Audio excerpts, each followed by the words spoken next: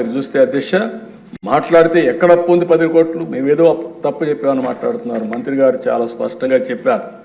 నేను ఇప్పుడే చెప్తున్నా, మీరు చూస్తే అధ్యక్ష గవర్నమెంట్ డెట్ 4,38,728 కోట్లు. పబ్లిక్ అకౌంట్ లయబిలిటీస్ అంటే ఉద్యోగస్తుల డబ్బులు కూడా మొత్తం వీళ్ళు తీసుకొని వాడేసే పరిస్థితికి వచ్చారు. 80,914 కోట్లు. కార్పొరేషన్స్ డెట్ 2,48,677 కోట్లు.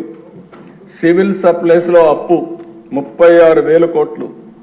డ్యూ టు పవర్ సెక్టర్లో వాళ్ళకి ఇవ్వాల్సింది 34,267 కోట్లు. Outstanding dues to vendor స్కీమ్స్కి ఇప్పుడు బకాయిల దిశ మొత్తం కాంట్రాక్టర్ అందరికీ 1,13,244 కోట్లు. అదే మరి ఉద్యోగస్తులకు ఇవ్వాల్సింది ఇమీడియట్గా 21,980 కోట్లు.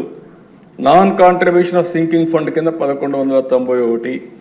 ఇవన్నీ కలిపితే 9,74,556 కోట్లు ఇప్పుడు తేలిన అప్పులు. ఇంకా తవ్వితే ఎంత వస్తుందో నాకు తెలియదు.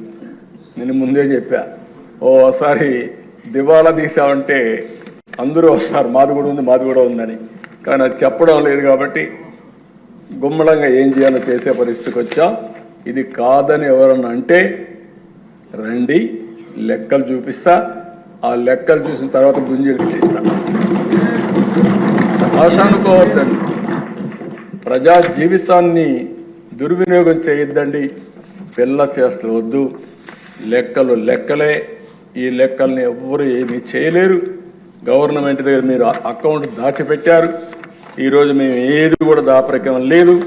అందుకే అన్ని జీవోల్ని ఆన్లైన్లో